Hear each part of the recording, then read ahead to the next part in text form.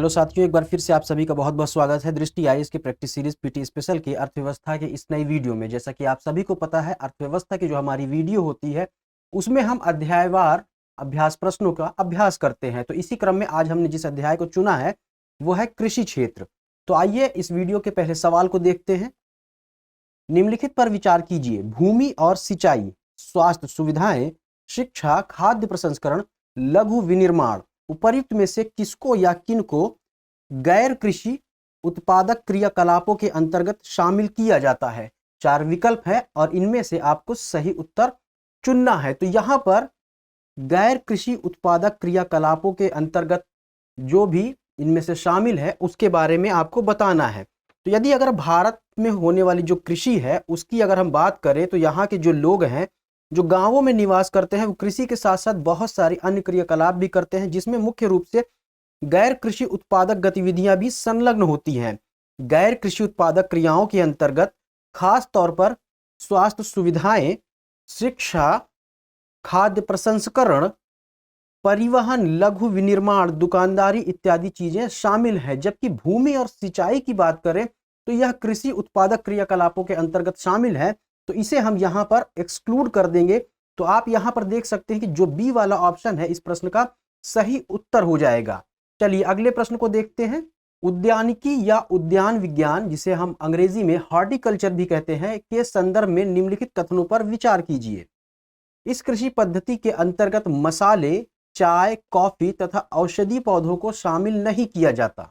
इस पद्धति में फल, सब्जियों, रेशेदार फसलों, सुगंधित पौधों को शामिल किया जाता है। उपर्युक्त कथनों में से कौन सा या कौन से सही है या सही है, यह आपको बताना है। तो इस प्रश्न के अंतर्गत अगर हम बात करें तो जैसा कि आप सभी को पता होगा कि भारत की अगर हम रिलीफ को देखते हैं, उसके उच्चावच को देखते हैं, या जो डिफरेंट ज्योग्राफिकल एरियाज हैं भारत में अगर उनको देखें तो अलग अलग क्षेत्रों में अलग अलग प्रकार की मृदा पाई जाती है। उन मृदाओं में भी मृदा का अलग अलग टेक्सचर पाया जाता है। इसके अलावा भारत में जो जलवायु है उसकी विविधता भी देखी जाती है, जिसके चलते ऋतु परिवर्तन भी आप सभी को देखने को मिलता है। मतलब कुल मिलाकर के अगर हम कहें जो ज्योग्राफिकल कंडीशन है भारत में वो विविधतापूर्ण है, और इसी विविधता के आधार पर भारत में बागान उत्पादों को भी अपनाया जाता है, और बागान उत्पादन के अंतर्गत ही हम हॉर्टिकल्चर से संबंधित जो भी उत्पाद होते हैं उनका उत्पादन करते हैं। तो उद्यानिकी के अंतर्गत अगर हम बात करें तो इसमें मुख्य रूप से फल, सब्जियों, रेशेदार फसलों, सुगंधित पौधों, मसाले, चाय, कॉफी इत्यादि की भी हम पैदावार करते हैं। तो यदि यहां पर हम देखें तो इस तरह से प्रश्न का जो सही उत्तर हो जाएगा बी वाला हो जाएगा, क्योंकि जो पहला कथन है उसमें यह कह रहा है कि इनको शामिल नहीं किया जाता, जबकि इनको भी हॉर्टिकल्चर या उद्यानिकी या उद्यान विज्ञान के अंतर्गत शामिल किया जाता है। तो यहां से आप सभी देख सकते हैं कि पहला कथन गलत हो जाएगा, जबकि दूसरा स्टेटमेंट जो है वह बिल्कुल सही है प्रश्न के संदर्भ में। अगला प्रश्न देखते हैं। भारत में किसानों द्वारा उपयोग में लाए जाने वाले जैविक कृषि मॉडलों में शामिल है या शामिल है? यहां पर जैविक कृषि मॉडल की बात कर रहा है। इसके अंतर्गत दिया है गौपालन, अग्निहोत्र खेती, वैदिक खेती, शून्य बजट प्राकृतिक खेती। कूट का प्रयोग करते हुए आपको सही उत्तर बताना है। तो अगर हम भारत की बात करें तो भारत में जैविक कृषि को प्रोत्साहित करने के लिए विभिन्न प्रकार की योजनाएं सरकार के द्वारा चलाई जाती हैं, जिसमें मुख्य रूप से अगर बात करें तो परंपरागत कृषि विकास योजना शामिल है। इसके अलावा राष्ट्रीय कृषि विकास योजना भी शामिल है।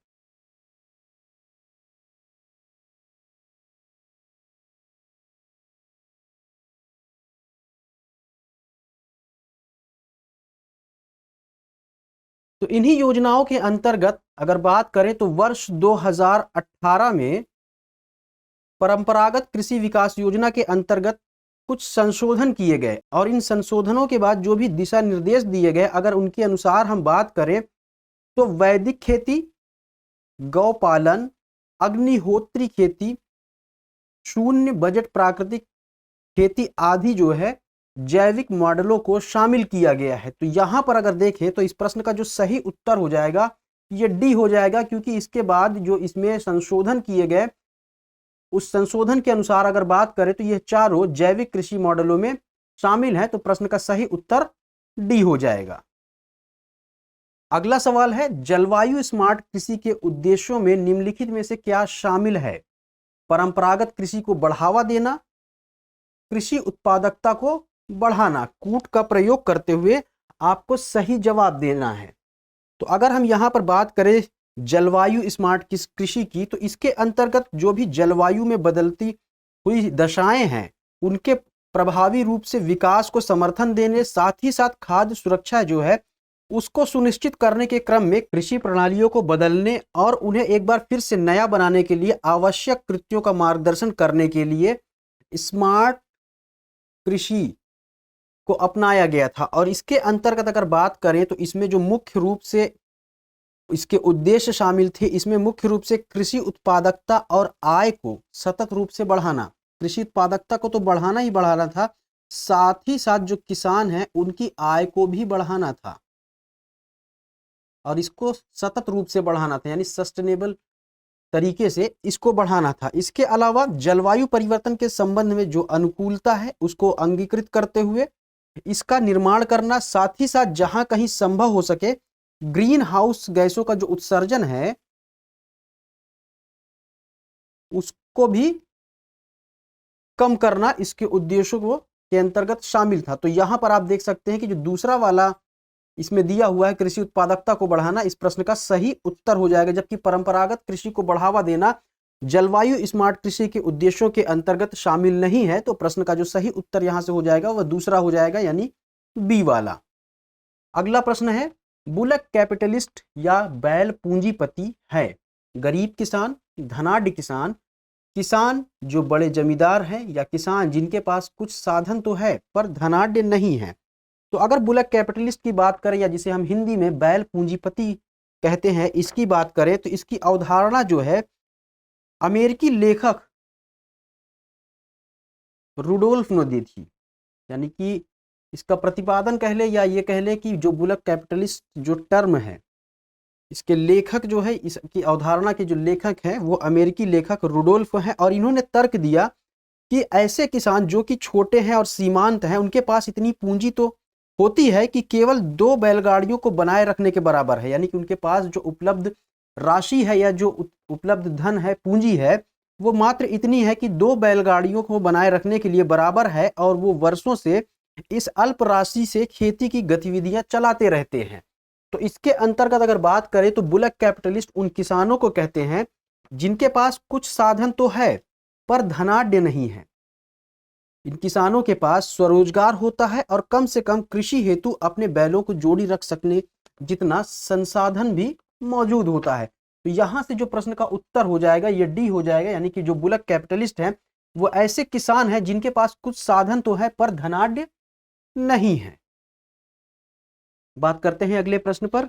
अगला प्रश्न है, भारत के परिप्रेक्ष्य में निम्नलिखित में से किन्हें कृषि में सार्वजनिक निवेश नहीं माना जा सकता?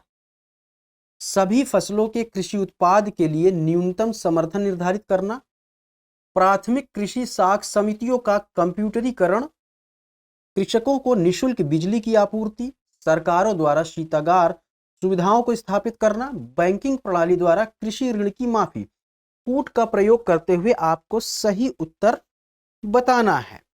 तो इस प्रश्न के अंतर्गत अगर हम बात करें तो सार्वजनिक निवेश के अंतर्गत बुनियादी ढांचा या जो भी अवसंरचनात्मक परियोजनाएं होती हैं उसमें सरकार के द्वारा निवेश किया जाता है। सरकार बुनियादी ढांचे में निवेश करके जो भी नागरिक हैं उनको बेहतर सुविधाएं और सेवाएं प्रदान करने की कोशिश करती है। इसी क्रम में कृषि में किसी भी तरह की सब्सिडी सार्वजनिक निवेश के अंतर्गत नहीं आती है। यहां पर ध्यान दीजिए कि कृषि के अंतर्गत जो भी सरकार के द्वारा सब्सिडी किसानों को दी जाती है वह कृषि निवेश के अंतर्गत या सार्वजनिक निवेश के अंतर्गत शामिल नहीं की जाती है। और अगर बात करें ये जो विकल्प दिए हुए हैं इसमें मुख्य रूप से अगर कृषि में सार्वजनिक निवेश के तहत बात करें तो प्राथमिक कृषि साख जो है समितियों को कंप्यूटरीकरण, सरकार द्वारा शीतागार सुविधाओं को स्थापित करना, तथा इसके अलावा एक अन्य चीज भी है सामाजिक पूंजी विकास, यानी कृषि व इससे संबंधित संस्थाओं के मध्य बेहतर समन्वय में कृषि के विकास को सुनिश्चित करना। तो ये सारी चीजें जो हैं सार्वजनिक निवेश के अंतर्गत शामिल हैं। तो इस तरह से अगर आप देखें तो क्या क्या शामिल नहीं है, अगर हम बात करें तो यहां पर आप देख सकते हैं कि पहला वाला जो कथन है यह शामिल नहीं है।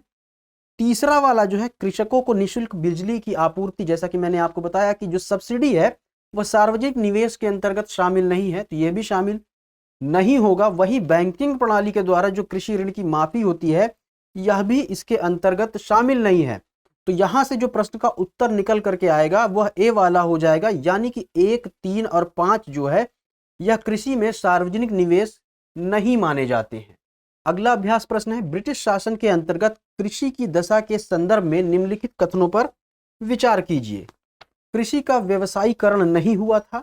इस काल में कृषि उत्पादन में वृद्धि देखी गई।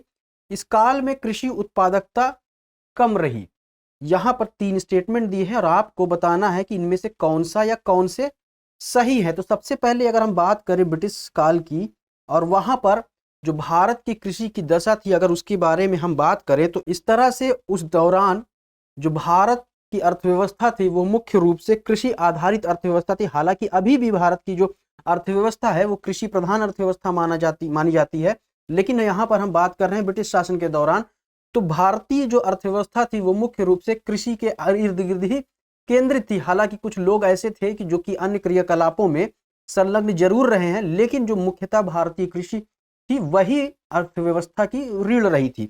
और इसी के अंतर्गत अगर हम बात करें तो जो ब्रिटिशर्स थे उनकी क्या नीति थी, वो भारत को एक बाजार के रूप में तैयार करना चाहते थे और साथ ही साथ भारत में जो भी कच्चा माल उत्पादित होता था उसको वो एक्सपोर्ट करके इंग्लैंड ले जाया करते थे। यानी कि वो दोहरा मुनाफा कमाना चाहते थे कि सस्ते में यहाँ का कच्चा माल जो है इंग्लैंड में एक्सपोर्ट कर देते थे और वहां से उस कच्चे माल से जो भी तैयार माल होता था उसको भारत में लाके ही वो डंप करके डबल या उससे कह लें उससे भी कई गुना ज्यादा मुनाफा कमाते थे। तो यहां पर अगर हम बात करें इस दौरान, तो यहां पर कुछ व्यवसायीकरण तो हुआ था लेकिन किसानों को इससे कुछ प्रत्यक्ष लाभ नहीं हुआ था। और इस काल में अगर हम बात करें कृषि में वृद्धि देखी गई थी कि नहीं देखी गई थी, तो निसंदेह रूप में जो कृषि क्षेत्र है उसके अंतर्गत वृद्धि देखने को मिली थी। और वहीं पे अगर बात करें, लेकिन जो कृषि में उत्पादकता रही है वह कम रही है। क्यों कम रही है? क्योंकि सरकार के द्वारा जो भी लगान से संबंधित कानूनी व्यवस्था थी उसकी वजह से किसानों को प्रोत्साहन नहीं मिलता था, जिसकी वजह से कृषि की उत्पादकता गिरती रही है। तो यहां से प्रश्न का जो सही उत्तर हो जाएगा बी हो जाएगा, क्योंकि कृषि का व्यवसायीकरण तो इन्होंने किया लेकिन इसका लाभ किसानों को नहीं मिल पा रहा था। कृषि उत्पादन में वृद्धि देखने को इसलिए मिल रही थी क्योंकि भारतीय जो अर्थव्यवस्था थी वो कृषि प्रधान अर्थव्यवस्था थी और जो भारत की जनसंख्या थी उसका एक बहुत बड़े अंश जो है वो कृषि कार्यों में ही संलग्न थी, जिसकी वजह से उत्पादन में वृद्धि तो देखी गई लेकिन जो उत्पादकता की बात करें, प्रोडक्टिविटी की बात करें, वो सरकार की नीतियों की वजह से कम रही है। तो यहां से जो प्रश्न का सही उत्तर हो जाएगा बी वाला हो जाएगा, यानी कि दूसरा और तीसरा जो है सही है। चलिए अगले प्रश्न को देखते हैं। न्यूनतम समर्थन मूल्य यानी एमएसपी के संबंध में निम्नलिखित कथनों पर विचार कीजिए। यदि किसी उत्पाद का बाजार मूल्य उस पर घोषित न्यूनतम समर्थन मूल्य से नीचे गिरता है तो ऐसी अवस्था में सरकारी अधिकरणों द्वारा किसानों के उत्पाद की कुल मात्रा को घोषित न्यूनतम समर्थन मूल्य पर खरीदना अपेक्षित होता है। सरकार द्वारा इसकी घोषणा कृषि लागत और मूल्य आयोग यानी सीएससीपी की सिफारिशों के आधार पर की जाती है। उपर्युक्त कथनों में से कौन सा या कौन से सही है या सही है? आपको इन दोनों स्टेटमेंट्स में से बताना है कि कौन सा स्टेटमेंट सही है। दोनों सही है, दोनों गलत है, कोई एक सही है। तो अगर हम बात करें न्यूनतम समर्थन मूल्य की, तो इसके अंतर्गत जो सरकार द्वारा व्यवस्था की गई है, खासकर अगर उसमें देखें तो सरकार की मूल्य समर्थन नीति जो है कृषि संबंधी उत्पादों को उपज मूल्यों में किसी भी तेज गिरावट के विरुद्ध सुरक्षा देने पर लक्षित है।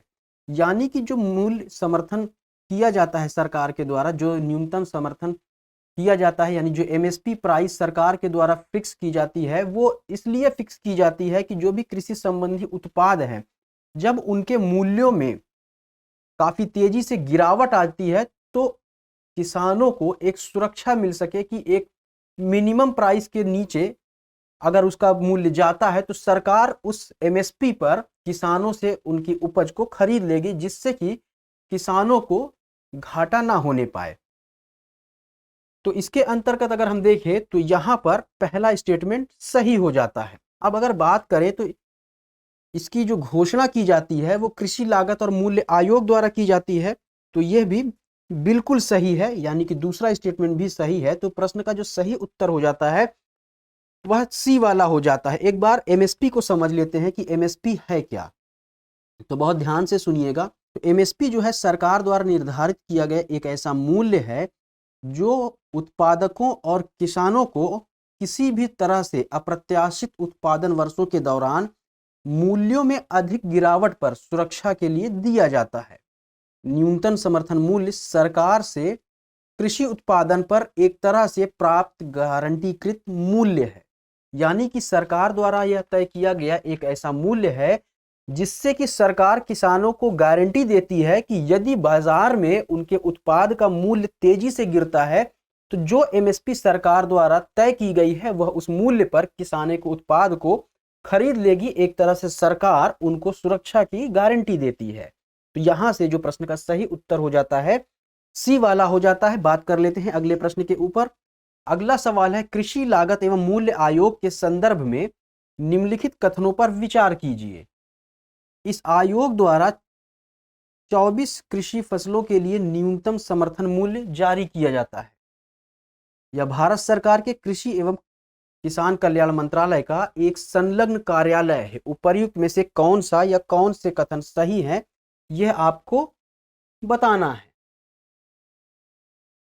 इसके अंतर्गत अगर बात करें तो दूसरा स्टेटमेंट सही है, क्योंकि इस आयोग द्वारा 24 कृषि फसलों के लिए नहीं बल्कि 22 कृषि फसलों के लिए एमएसपी जारी किया जाता है।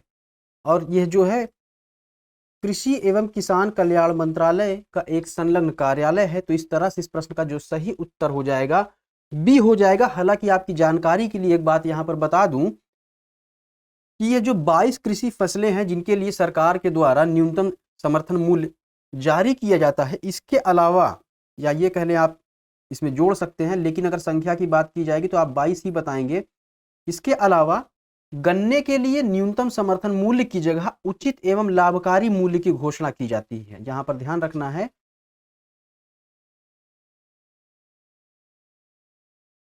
उचित एवं लाभकारी मूल्य।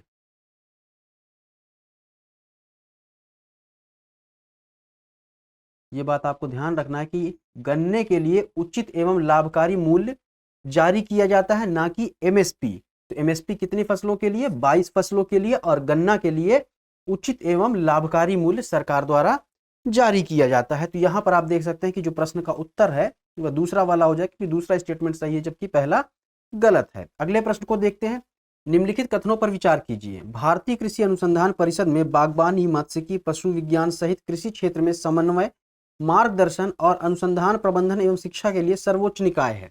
इस परिषद द्वारा हैंडबुक ऑफ एग्रीकल्चर प्रकाशित की जाती है। यह कृषि एवं किसान कल्याण मंत्रालय के तहत एक स्वायत्त शासी संस्था है। आपको बताना है कि कौन सा कथन सही है। तो अगर यहां पर देखें तो तीनों ही कथन इसके अंतर्गत सही है, क्योंकि भारतीय कृषि अनुसंधान परिषद भारत में बागवानी, मत्स्यिकी, पशु विज्ञान सहित कृषि क्षेत्र में समन्वय, मार्गदर्शन और अनुसंधान, प्रबंधन एवं शिक्षा के लिए एक सर्वोच्च निकाय है। और इसी के अंतर्गत कृषि क्षेत्र से संबंधित हैंडबुक ऑफ एग्रीकल्चर जो है प्रकाशित की जाती है इस परिषद के द्वारा।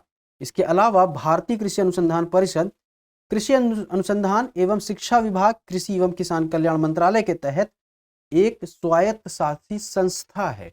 तो यहां से आप देख सकते हैं कि जो प्रश्न के अंतर्गत तीनों स्टेटमेंट दिए हैं वो सही है, लिहाजा प्रश्न का उत्तर डी हो जाएगा। तो ये रहे आज के एपिसोड के कुछ अभ्यास प्रश्न। इसी तरह से आप आगे अभ्यास करते रहें, क्योंकि जो परीक्षा की तिथि है बहुत ही नजदीक आती जा रही है और आप जितना ज्यादा अभ्यास करेंगे सफलता के चांसेस आप सभी के लिए उतने ही बढ़ जाते हैं। तो मिलते हैं अगली वीडियो में किसी अन्य नए अध्याय के साथ। तब तक पढ़ते रहिए, आगे बढ़ते रहिए। जय हिंद।